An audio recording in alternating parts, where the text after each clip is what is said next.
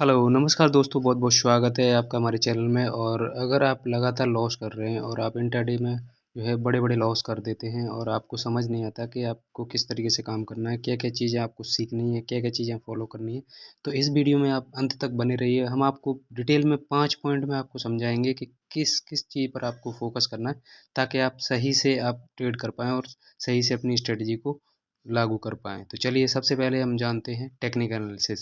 सबसे पहले आपको जो बेसिक चीज़ है ट्रेडिंग के लिए, वो आपको टेक्निकल एनालिसिस में मास्टरी हासिल होनी चाहिए। बिल्कुल आपको इस तरीके से जो है इसको आना चाहिए। जैसे आज आपसे अगर पूछे कि आप एबीसीडी सुनाइए, तो आप जो है एक साँस में पूरा ए से लेके जेड तक सुना सकते हैं। इस तरीके तक की आपको मास्टरी हासिल होनी चाहिए। और अगर आप ये अच्छे से जानते हैं और अच्छे से सीख लिया है आपने, तो फिर आप आ जाइए सेकंड पॉइंट पर। हम सेकंड पॉइंट है आपका create a trading plan yourself.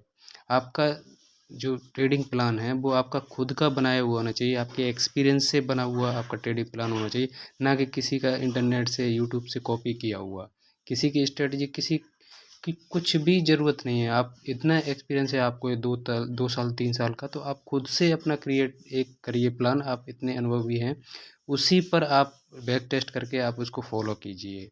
तभी आपको सक्सेस मिलेगी, ना कि दूसरों की कॉपी करके, दूसरों के प्रॉफिट्स देख करके, आप इन्फ्लुएंस हो करके आप ऐसा मत करिए, ठीक है? आपको अपना प्लान खुद का बनाना है, उस पर ही आपको काम करना है। तीसरा है अंडरस्टैंड मार्केट कंडीशन। आपको समझ होनी चाहिए कि मार्केट अभी अप ट्रेंड में है, डाउन ट्रेंड में है या साइडवेज है। जब आप अप ट्रेंड में मार्केट रहता है या डाउन ट्रेंड में मार्केट रहता है, तब तो आप पैसे कमाते हो। लेकिन जैसे ही मार्केट साइडवेज होता है, तो आप वहाँ पर पैसे सारे क्या आप अपना अकाउंट वाइप आउट कर लेते हो। 4-4 5-5 दिन जो है आप मार्केट साइडवेज तक रहता है और वहाँ पर सारा का पैसा चला जाता है। तो आपको मार्केट को अंडरस्टैंड करना पड़ेगा और अपना एक डिसिप्लिन आपको मेंटेन करना पड़ेगा, ताकि आपका पैसा जाए ना, आपने जो कमाया है वो पैसा जाना नहीं चाहिए।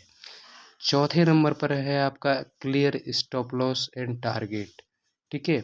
आपको क्लियर रखना है अपना स्टॉप लॉस। आप चाहे रिस्क रिवार्ड रेशियो 1:2, 1:4, कुछ भी रखना है आपको, जो रखना है रखो, लेकिन अपना स्टॉप लॉस और टारगेट एक क्लियर होना चाहिए।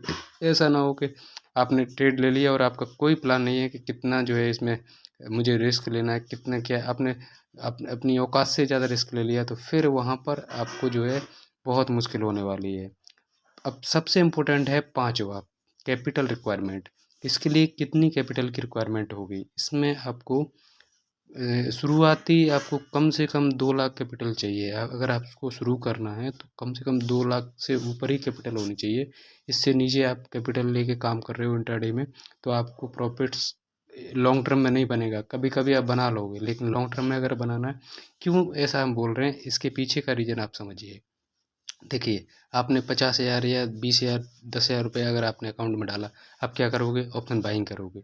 ऑप्शन बाइंग में पैसा कब बनता है? महीने में 4 दिन, और बाकी के जो 15 दिन हैं 17 दिन हैं, उसमें आप क्या करोगे? लूज़ करोगे। तो कहाँ तक ये करोगे आप? नहीं कर सकते। आपको लॉन्ग टर्म में उसका फ़ायदा नहीं मिलने वाला है, तो आप क्या है कैपिटल अच्छा खासा रखो, तो आप ऑप्शन सेलिंग भी कर सको। ठीक है? तो वहाँ पर आपको ऑप्शन सेलिंग में आप अ, जब आप ऑप्शन बाइंग करते हो, तो आपको ऑप्शन सेलिंग का भी आइडिया आराम से हो जाता है, तो आप ऑप्शन बाइंग से भी बेहतर कर सकते हो और वहाँ पर आप लगातार डेली प्रॉफ़िट कमा सकते हो यार, एक दिन की बात नहीं है। हाँ, हो सकता है महीने में 1 आध दिन खराब चला जाए, तो और एक और चीज़ अच्छी है ऑप्शन सेलिंग में कि आप स्टॉप लॉस वहाँ पर लगाओगे ही लगाओगे। ऑप्शन बाइंग में शायद आप स्टॉप लॉस ना लगाओ, क्योंकि आपको लगता है स्टॉप लॉस हंटिंग हो जाएगी, हो जाएगा। और मार्केट तो जो है ऊपर या नीचे जो भी आपने पोजीशन बनाई है उसके हिसाब से जाना ही है। तो यहाँ पर आपको ये भी लॉस से बचने का बढ़िया तरीका है, और आप ओवरनाइट होल्ड भी नहीं करोगे, क्योंकि आपको पता है कि इस ज़्यादा पैसा जाने वाला है।